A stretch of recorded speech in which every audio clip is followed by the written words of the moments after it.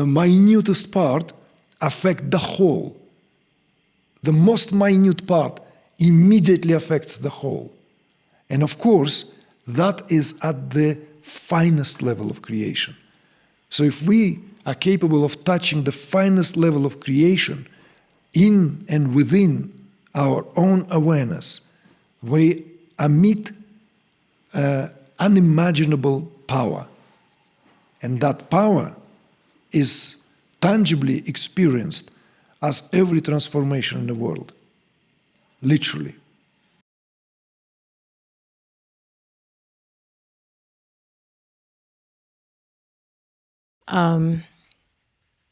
I've really appreciated in the past your response to people who have talked about having this intense desire to help save the world, right? And you've been very clear that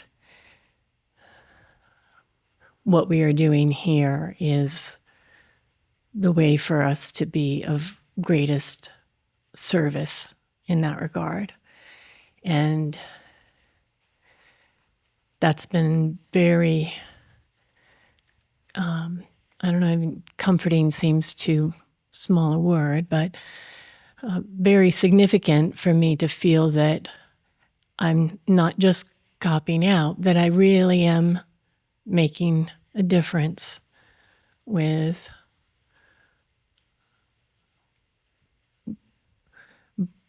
with my own process. And I am very conscious not to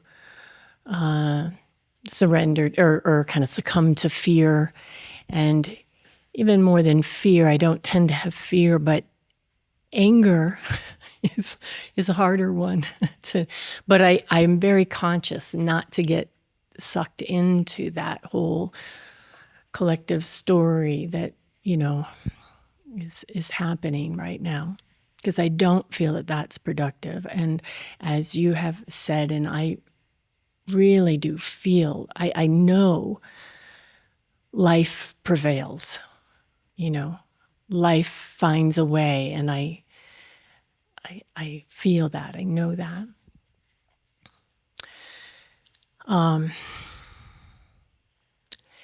And yet those close to me point out that if we look in history, no major changes have ever happened peacefully. It's taken outrage and violence and revolution and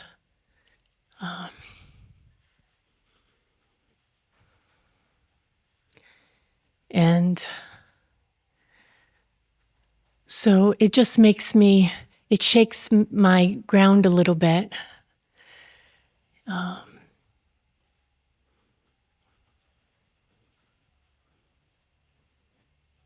If it's okay for me to be sitting in my room in bliss while the children in Gaza get bombed. I guess I just want to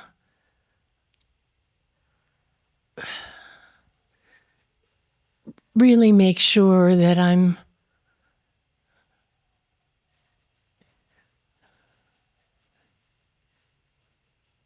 doing my part. And you have said, not to have our heads in the sand, right? So what does that really mean for me in my everyday life? And yet I'm conscious there is only so much that is actually in my control,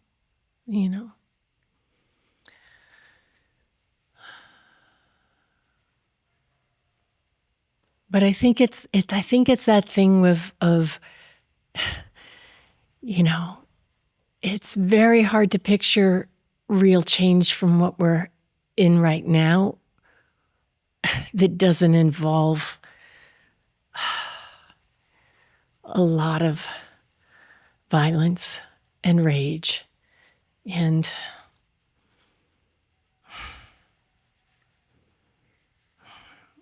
And I do want what's on the other side of that. But I don't really want to engage in that energy, you know?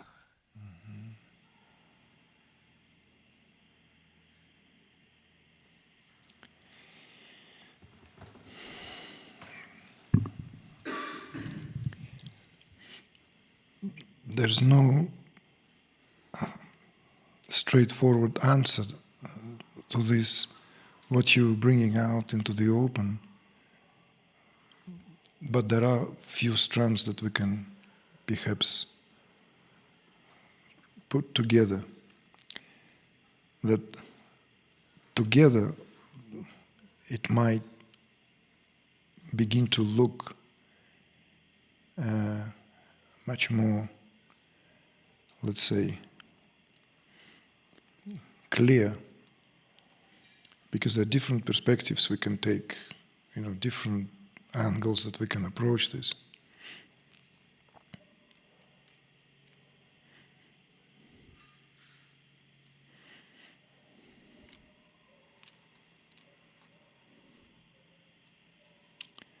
And certainly changes in our day and age do not come easy. At the very same time, real changes do. I used to quote it quite often in the past. I haven't quoted it for a while, so maybe I'll just get it, shake it and refresh it. It's a quote of Friedrich Nietzsche, who said, "Ideas that rule the world come with the dove steps. Ideas that rule the world come with dove steps." Right? So it's so imperceptible, so quiet, so gentle. Right? Dove. It could be easily dismissed, and it was, of course, when it was said. But today we understand, again, based on these insights into the nature of consciousness. And by the way, I will link to this today's discourse, which was completely impromptu, it was not planned at all. It's just somehow there was this, something just took over and just felt that this need to be brought and woven in, right? When I have spoken about how all this, what took place as continued investigation into the domain of consciousness, into consciousness itself, in certain civilizations where these libraries, right, this wisdom, there have always been very, very healthy and unhealthy interest towards that. We know, for example, at the beginning of the 20th century, already investigations into what the creme de la creme, let's say the most hidden knowledge within the Orient, hidden, what to be brought out for potential use by European nations, by Russians.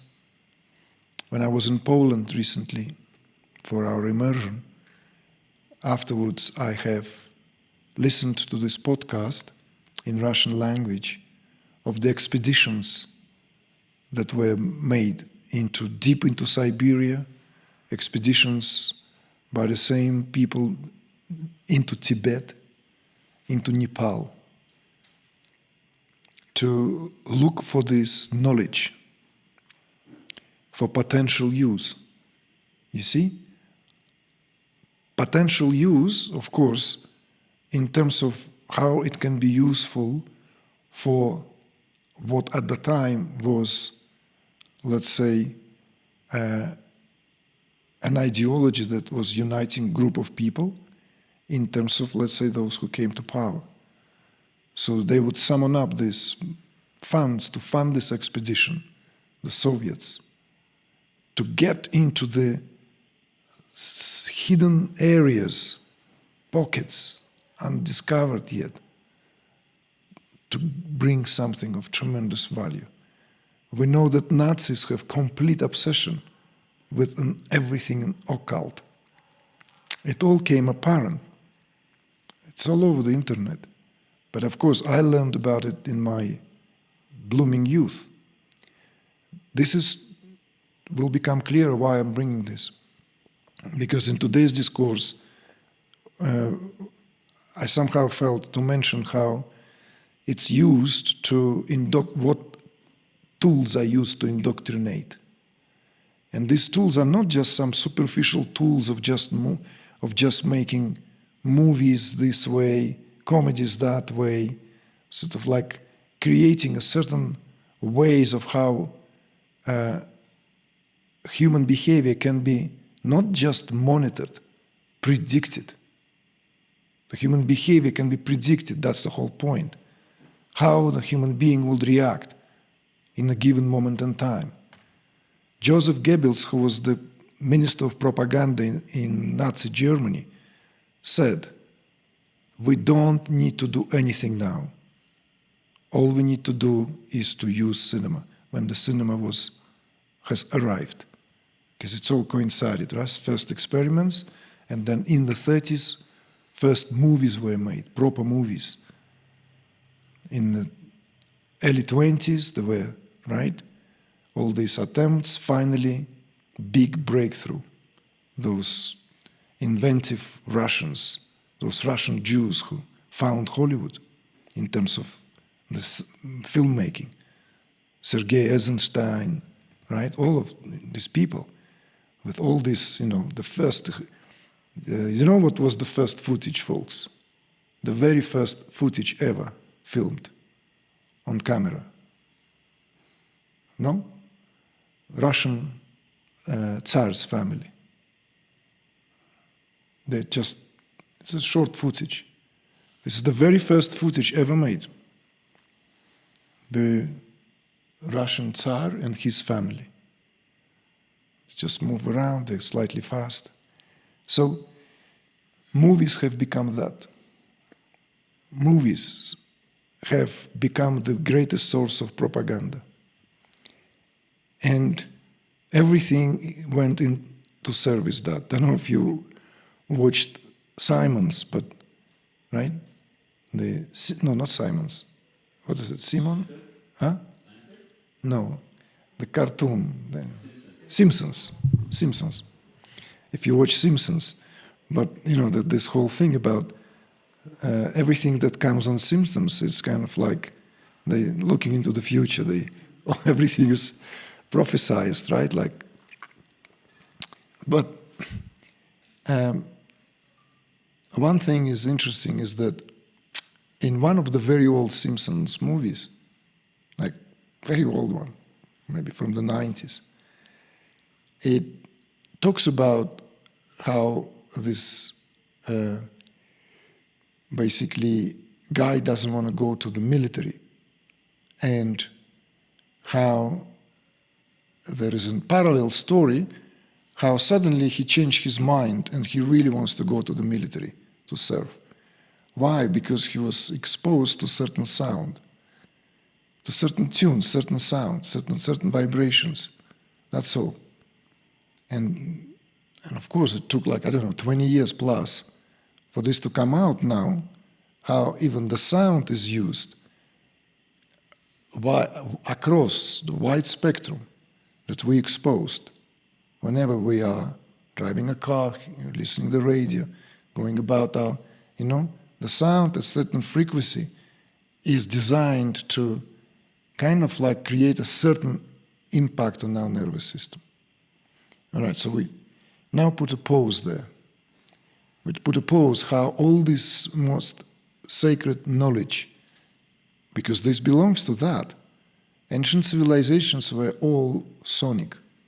Ancient civilizations knew how to use sound, knew how to use elements at its finest. No extraterrestrials built pyramids. No, it was all use of sound.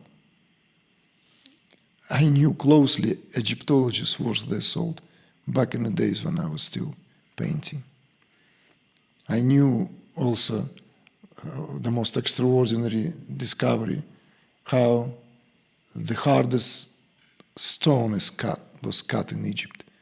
Those sphinxes were made out of black and red granite. The first time I've encountered the sphinxes as a student in St. Petersburg, when I was at the Academy of Fine Arts, right at the bank of the river Neva, that two of those sphinxes were brought from Egypt during the time of Catherine the Great, who dressed the capital. Right? Peter the Great built St. Petersburg, Catherine the Great dressed it. Right? She filled the museums with the masterpieces. She brought all the stuff. She was an avid collector on a big scale. So there's two sphinxes there lying. And I used to always marvel, how on earth can this granite be cut? You know, they're gigantic, the sphinxes, and very detailed as well. And they used to sing. They used to have holes in them. So when the breeze comes and enters these passages, they begin to sing. But during the process of restoration or something, apparently this was messed up. Anyway, all this is done by application of heat, skillfully, so the large and exactly designed. So all this belongs to the domain of consciousness. All this. When I said we're going to sink the ships, it may sound totally wacky now, like up to this moment, right? Just as Jupiter is exalted, and tomorrow we're doing the live broadcast, immersion was balancing itself, and then it's suddenly all gone haywire, because the teacher just suddenly kind of like decided to take it God knows where. I'm just saying what I'm about to say. But what I'm about to say is this.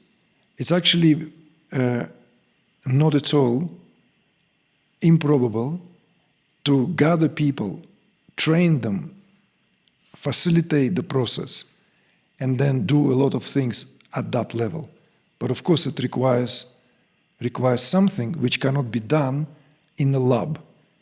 And that's the big difference. Otherwise, both Americans and Russians, that is Soviet Union and the United States, were at some point in a race for precisely that, where the older Russians and the Nazis and the Spaniards and some others, and the Germans, of course, not just the Nazis, were trying to get to, to find out this hidden knowledge, that Shambhala, that paradise somewhere. How can one create that life in one's society? This was all in post-war era, particularly in the 60s and the 70s. A lot of funds were allocated for that, a lot. Russia was in a winning streak because Russia had a very good relationship, Soviet Union, with India. We were talking about the time of Indira Gandhi, my childhood, right? The time of when the relationship between Soviet Union and India was like this. Somewhere I spoke about it. And that how in my youth we had festivals of Indian music, food and everything on the Red Square every year. It was a lot of fun. And Indian movies. Tashkent was the city of the most important film festival, the city where I grew up. Festival of Asian and Far Eastern and Middle Eastern film festival.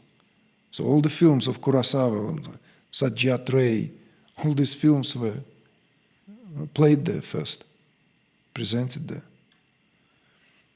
And why am I saying Soviets were ahead of Americans? Because they had the best access to the best yogis. As simple as that. The best yogis were summoned up, right, to Moscow to take part in these investigations, experiments. So now, going back to what I was saying, it's enough to really train about 1,000 people. Train in a sense, not in a lab, but it has to be authentic. These people would have to be like you, like a group, authentic in their intentions. See? And then you can sink any ship. You can do a lot of things. But of course, these experiments were left. They were abandoned somehow. This was neatly portrayed in that comedy started with star A-listers, Men Who Stare at the Goats. Some of you might remember that, right? It was a quite fun movie. Have you seen that? Have you watched that? No? Are you kidding me? You should watch it. Right? It was like trying to walk through the walls and all that. There were a battalion of consciousness trying to implement all this, right, mystical stuff, all this consciousness-based methodology, right, for combat, for real combat. And so all these guys who were back in the days, right, trained, are now being summoned up, and it happens in Afghanistan or Iraq, right, somewhere again, right, George Clooney and Kevin Spacey and like Jeff Bridges. I mean, it doesn't get better than that. So that's what this film is about. It's about that time, see? When these consciousness-based methodologies were dabbed with by governments, by CIAs, by KGBs, by... Now back to what you're saying, you see, that so it's not just like some wacky Woodstock or like some kind of a hippies and, no, the government officials and scientists advised to look into that, right? So it wasn't just like, someone convinced that this cost money. It all has to kind of have some basis behind that. And what's the basis behind that? The basis behind that there are ways how one can change reality from behind the scenes in a radical way, in a fast, quick way, in such way that at the physical level it's unsurmountable. Just like it is still mind-boggling how on earth the blocks that comprise the largest pyramid, for example, right, the Cheops or Khafre pyramid, were even moved, let alone assembled. They weigh 250 tons each. I mean, like with the modern equipment, it would be like nearly impossible with the modern day-to-day equipment, right? With all the machinery. How on earth was it built? See? So this is, I am taking the very, very different kind of approach, because this is an ongoing conversation. Maybe you didn't present it in this way, that there are ways how consciousness can work that it's incomprehensible, literally. And I did say that sometimes before, remember, it's like one morning, the leader of the country, like that, whatever, whoever that, Donald Trump, wakes up in the morning, and doesn't matter how, whatever we think of him, doesn't matter whatever he is, but he represents the nation, right? One of the most advanced technologically nations on the planet, right? One of the most creative, because United States, it's the place of tremendous creativity, right? The way that United States as an experiment, some people still refer to it. It's not my words. Historians refer to the United States as an experiment, because it was an experiment. It was a colonized land, and then old colonies that colonized it were disputing who is who, right? The Brits, the French, the Spaniards, and then they finally have settled their affairs there, and then, with Declaration of Independence, it's no longer part of the Great Britain, it's the United States. And the United States, therefore, randomly united, united by what? There was nothing to unite these people, that you know that very well, but then somehow there was this attempt to create it into the country. But of course it takes a long time, and it's a vast land, and it has a lot of underbelly, right? To begin with, karmically, it's already doomed because the natives were removed. So already land is cursed by its inhabitants, right? And then all that West Indies trade company, right? All the slavery, then so that the whole thing is, of course, is waking up and moving in a direction nobody knows. But behind all that, of course, there are moves in consciousness. So when the leader of the country, who is, let's say, one way or another, represents, even if it's 50% or 51% of country's consciousness, then by hook or by crook, there would be power that is not the power we speak of as constitutional power or the presidential power. We're now speaking about it from the metaphysical point of view. Every leader of the country represents the collective consciousness of the people. One cannot have it's like that. It just simply goes like this.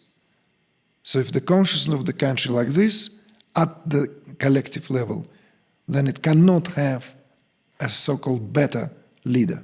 It will have leader as it have. When consciousness is on the rise, the leader, if already comes to power, will rise in consciousness before another leader will come. This is also very, very clear. So when I was saying that at some point, that someone like Donald Trump will wake up in the morning and will make drastic moves, will make something which will be not just historic, it will be complete transformation. You see? You can say that, but Trump is this and that, just can't expect. It's nothing to do with Trump. It's to do with how consciousness works, what prevails at a given moment in time. So, of course, a lot of talks about doom and gloom and how the build-up of certain conflicts, this comes to the surface one way or another, sooner or later. And in America, in the United States, of course, this is by large represented by a very prolonged period of, lies, big lies. And you cannot build anything on lies.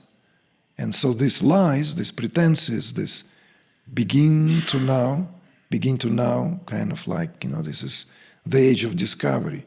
It all comes out now. And of course, people in their own level of consciousness respond to that.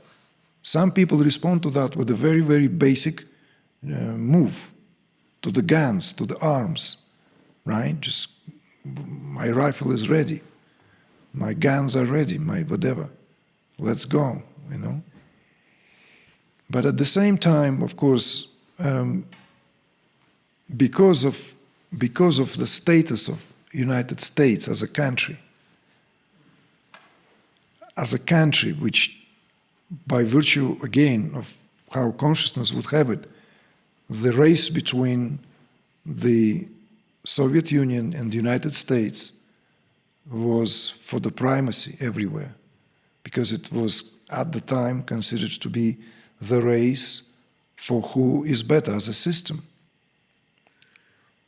who is better, who is more progressive.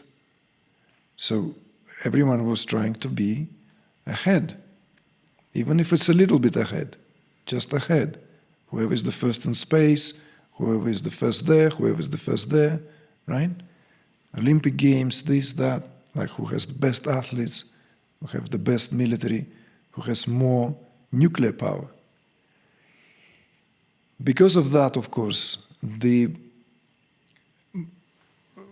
every country in the world today, with the formation of new energies, acknowledges that. And that acknowledgement, that the importance of the United States, interestingly now, giving a bit of a kind of like lowering the plank a little bit in this, like giving a concession. I just want to give it as an example. Several times I've heard Putin saying that there is a complete and utter recognition and acknowledgement of the supremacy of the United States on the political arena of the world. But that places the United States in a position of responsibility, not in a position of dictating others how it should be. It was said in many different ways on many different occasions, where Putin himself was saying, we acknowledge United States to be the country which has to monitor and maintain the worldly affairs in such a way so that there is some reassurance. This is the job, this is necessary. We are not arguing against it at all. There needs to be that, and the United States is well equipped with that, with their fleet, with their possibility. Historically, they played a very important role in the Second World War, which made the United States into what it is. So now going back from the point of view of consciousness, you see, the biggest calamity, of course, here, the biggest danger is only in escalation in terms of what happens at the level of any geopolitical place where the greatest powers can lock horns. And that, of course, consciousness has to avoid. Because in this case, the scenario is very bleak. Because it's not going to be a local conflict.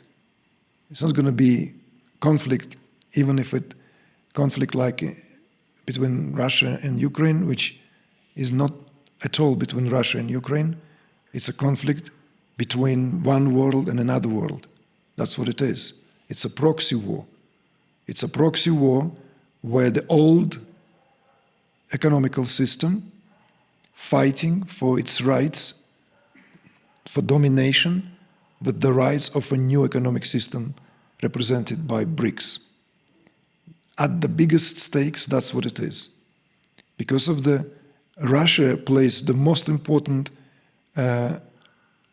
in terms of the economical alliance with China and India. Then the rest of the country, the whole Africa joined, right? The Brazil and many, many other countries. But the core of that is composed of these three countries: China, India, and Russia. So if Russia is severely undermined, then the BRICS would not have its power that it gains now. Gained already. Many economists say it's done. There's nothing that the old empire can do. It is unwinnable war. But empires don't give up, so they go and fight. This is also something that what you have started in the history tells us, that there is this. A resolution comes through conflict, and through aggression, through violence. But you see, the most important, what I would like to share, is that everything is constantly balanced at the tipping point, all the time, until we transit. And there comes a time when there is a more or less, let's say, balanced state of affairs for however long that would last. But we all now live that transition. So it's very important. This is why when you were saying, I hope, and you were also feeling grateful that somehow in these interactions it gives you some solace, some faith that it's not for nothing that you're doing this work. And I would say yes, as long as it is genuine psycho-spiritual transformation. Just reading about it, twiddling a thumb, aware of awareness, not going to do anything. Because human physiology contains in itself the entirety of what is universe. So every transformation at this level emits the finest vibrations possible. Sometimes some realizations are accompanied by these inner realizations. They're not visions, because visions presuppose something held pictorially through imagery. But they are not visions. That realization which is at once happens, not in sequence. It's not even downloading, like this knowledge. It reveals itself at once. And when it reveals itself at once, it shows how everything is. And how everything is that the minutest part affects the whole. The most minute part immediately affects the whole. And of course, that is at the finest level of creation. So if we are capable of touching the finest level of creation in and within our own awareness, we emit unimaginable power. And that power is tangibly experienced as every transformation in the world. Literally. So of course, this theme can be given a real careful analysis to go into this. Why then those who have these capacities don't just, make peace, Why those who reach that level of consciousness? As it worthy of revisiting and giving it time, just I want to add to this, is that who says that that does not happen? No, there are beings who hold entire creation at the tipping point at all times within their own awareness. But it's not all that straightforward, because there are other forces, equally powerful forces, that also threatens the creation at all times. All the time. There are, in terms of vastness of the outer space, our solar system, that is an extraordinary event, right, is continuously bombarded by a various kind of passing, bodies, not just comets, or the comets that can burn the atmosphere of Earth with the split of a second, even if it passes at a considerable distance. But all this, somehow, is always ameliorated. Always. I've witnessed this myself in my youth, when the comet of Bailey-Bopp, something like that, who returns to Earth, to the solar system, every, I don't remember exactly, 100 years or 150 years, something like that. And it was in the early 90s. to mid, 94. Who remembers that? Remember that? There was like, this is before internet, that it potentially, its tail can actually brush the atmosphere of Earth, and that would be devastating. See? And this is where I witnessed the conversation within the TM movement when people were asking Maharishi Mahesh Yogi about this. And he said, do not worry. There are people who are taking care of that because they're capable of doing that. There are beings who take care of that. Okay, that's what they do. You know, they watch this. So this world is watched by those in whose domain that is. But of course, this is why the theme of our immersion, what is human being, arena, where different energies come and play here. Legitimately, because that's their job to do, senses here come to dwell, and all this, what comes with that, expressions of these impulses of creative intelligence, but there are also uninvited guests, uninvited beings of various domains. All of them, because the human life is a coveted place. This is where the trickling down of Soma taking place. So everyone wants to partake in that, in the rasa, in the juice of human life. And this is also seen throughout various different cultures, why divine beings have always paid attention to what happens to us earthlings here. That dynamic, right?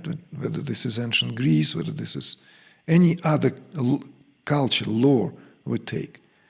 So, back to your concerns, and let's say now speaking in sort of like, this is not prophecies, this is reality of how things unfold. It's very clear this whole thing, that changes already took place. The changes already happened at the subtle level. There's irreversible changes already took place. What happens now is that the life at the physical plane is going through the transformation. And this transformation, of course, feels nothing short of cataclysmic, like literally move of tectonic plates that causes this, tremors and earthquakes in the society on all levels. But the changes already took place. In 3 years' time, we will be out of this doldrum.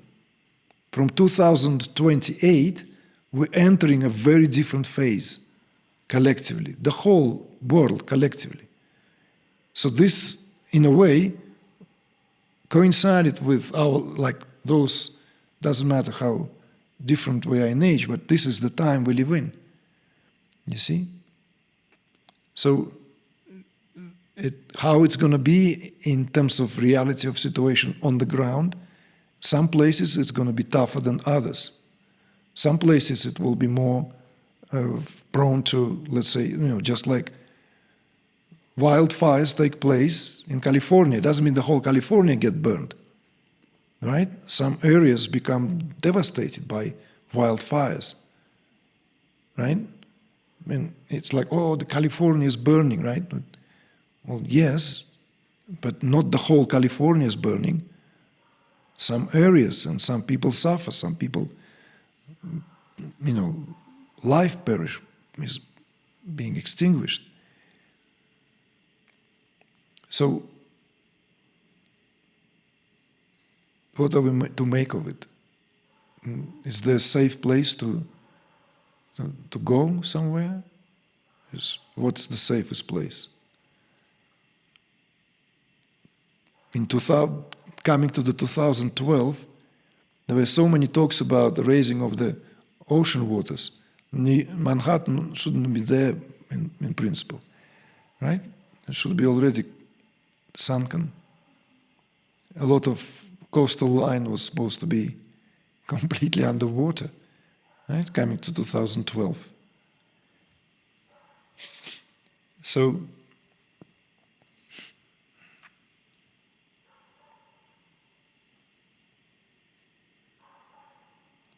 one need to be, of course, aware of this what taking place,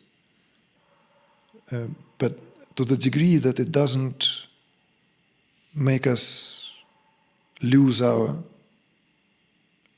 clear sightness. So we don't lose sleep over that, so we don't lose clarity. So it's very, very important to have, yes, to be aware of what's happening, but at the same time also being very, very selective in terms of how it is presented. The information is presented today, of course, in such a way that it has to have that cutting-edge, dramatic sound to it, because there is a continued fight for our attention. So to capture our attention, whatever is being presented needs to be, jolting, shaking, right? Like sort of we're drawn to that, right? Have you ever seen a viral video with the thumbnail, just a peaceful clip, something like, this clip, just for your enjoyment. Passed on. Let's scroll until, that end of the world. That's more like it. Let's go and see what's the. So it's that as well. So choosing attentively, choosing what are we fed with, and how it's going to, yes, of course I can say that it has been said many times, those who tend to the evolution, they are protected by virtue of that principle of invincibility, and at least protected from the most obvious, let's say, way of how one can be swept. So this is also the importance of that alignment. So we don't just run with some. It has to be like where we find ourselves, what we're doing in life, where are we drawn. So even that, right, becomes the very, very. That's what safeguards us. Safeguards also from being somewhere where we can be expanded. Our consciousness, our attention can be expanded, withered, life force sucked out of us. And don't even need war for that. Don't need civil war or cataclysmic event. Just, what, is it better? I don't know. Hard to tell, right? So,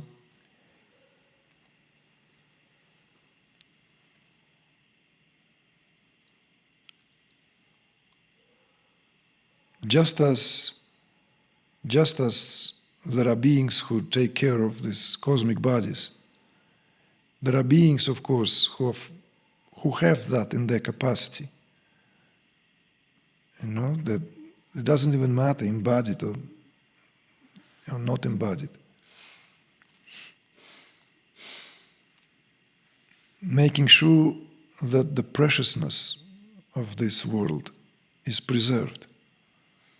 So that's what it means that light always prevails. So this is what, going back to which evening it was, I don't remember, let us do whatever in our capacity to shift the battle at the psychic level, so everything is resolved there. So we don't settle affairs at the grand scale, on a grand scale, at the level of physical reality.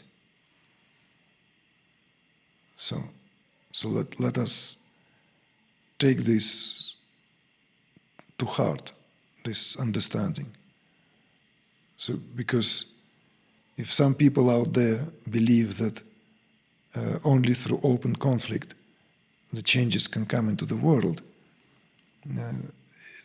that's not the time. Ours is not the time.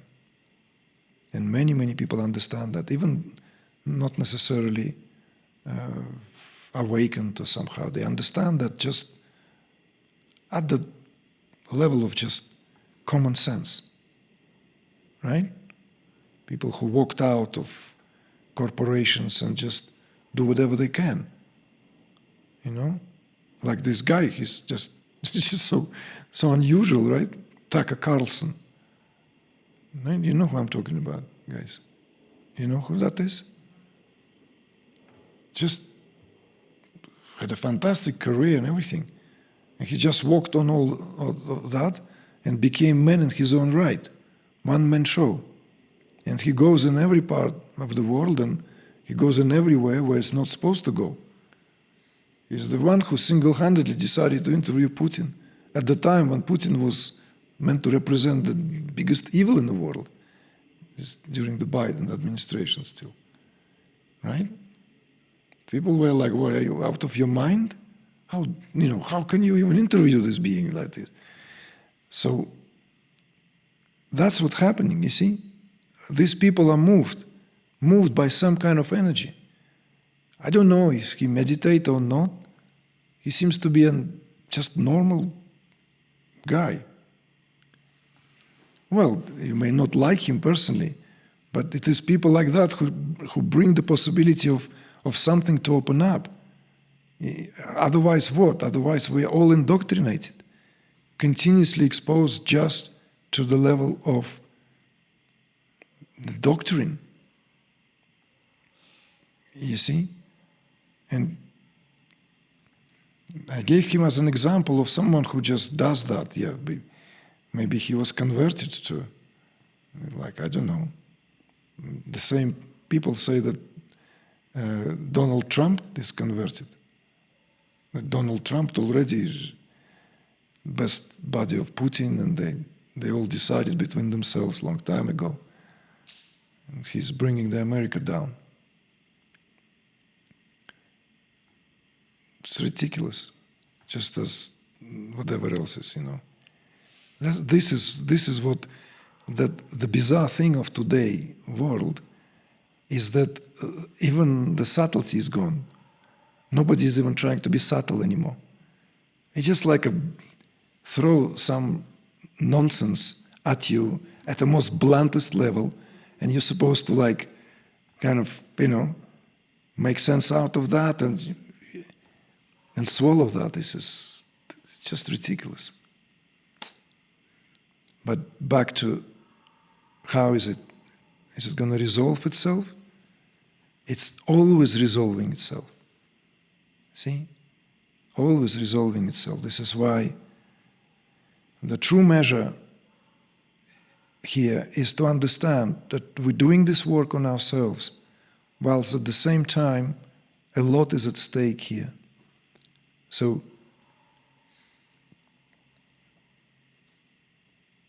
just as I said many times before, because I've witnessed that, back in the days I've witnessed that, people have personal problems, completely their life is messed up, suicidal, and they go and save African children. What is it like? Leave Africa alone. What is Africa, an experiment for every philanthropist? Everyone is trying to save it. Leave Africa alone and it will save itself and prosper. No, it's like people go there and start, like suicidal people. No, Africa needs this, particularly those places. You need people who are actually full of love, full of joy within themselves, not running away from their depression and doing some lofty acts. It's terrible. I've witnessed that myself. Tremendous arguments, talking about years ago.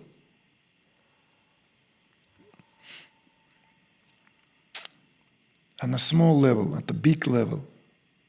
Bob Geldof goes back to Africa after that Aid concert, for which he was knighted 10 years after, and he finds out that's West playing games. See? Playing games, like games constantly. And that's the end, that came the end. That time is finished. Definitely. And of course, it's not easy, because we all belong to this world, right? All this is kind of like still resonates, there's resonance of that, and it's playing itself out. So when you were saying this is also, it is true that what would come, how, it's inconceivable almost, how is it going to change? What's going to change it? What amount of changes is required? At the same time, there's no other way. There's absolutely no other way, because one cannot adjust something which from the very, very root started to shoot off in the wrong direction. So therefore it has to be adjusted at the level of consciousness. And then everything will fall into its place by itself. By itself. Again, we'll bring Mahesh Yogi here. There was this discussion, and someone was talking about the ecology, and asked Maharishi, how will nature, how like all this with damages that is being done. And Maharishi just chuckles, not chuckles, like clears his throat and says, it will take 3 days. People like, whoa, it's like, Maharishi, are you the kind of, is this an allegory or is this a metaphor? No. Nature's, there's nothing that, nature is reflection of the omnipresence. Nature, in Maharishi's language, you see? In Maharishi's language, nature is not separate from awareness, from absolute. See? From Shiva's consciousness. It will take 3 days to adjust itself completely. It's incomprehensible from the point of view of our mind. But at the same time, we also know there are these changes in evolution of the planet and species, which is known as the fossil record problem. So one has this species, and then suddenly the new type of species and the gap, and zero link, zero bridge, nothing, like dig it till you dig to the, nothing. So, and when that became consistent, and that picture opened up, that no, it's not just an anomaly with regard to this species. It's all throughout. It's particularly in relation to the Homo sapiens and human beings, right? Where is that link? That link that I grew up with, like final link to be found, final link, final link, final link, right? Pithecanthrope, Neanderthal, Homo sapiens, where's the link? When will we find the link? At least one tooth will reconstruct the rest. None. So this, therefore, was given this rise to the theory of that first as a problem of the fossil record. And that was then suggested, the audacious suggestion, so that it's within the life of a single living organism, there's a quantum leap. And that what creates this gap in fossil record. That effectively speaking, evolution is not always sequential and smooth, you know, and no, it literally like geometrical progression. It goes, and then this turn, and then this turn. So, who knows, maybe we are at the precipice of this evolutionary turn where later on they will look for the fossil records and you know, how could they live life like that and then suddenly they completely changed it? There must be some kind of record left, and there's nothing. It's just we changed ourselves here. So let's maybe keep it as a possibility. Thank you so much. And I did catch something that you said that surprised me, though, is that from your understanding, the most significant change has already happened at a subtle level. Yes. That I can tell you with full inner reassurance. The change already took place. We already live in a way in a new reality. And some of us intuit that in this reality, you know, it's like, and of course, one needs to be aware, and one needs to be able to tap into that. But there is a new reality, and it's very different vibrations, very different, very fine, much finer vibrations, much finer. And so that what now is experienced at the gross level is the actual changes, see, because this frequency has a travel, and then now it feels like the shaking and everything. And it's, of course, that's why all that, and a lot of people, if the field of their awareness is not open to that, then it feels truly like the end of the world. You know, the end of their world. It feels like the earth is slipping beneath their feet because there's nothing to anchor oneself in.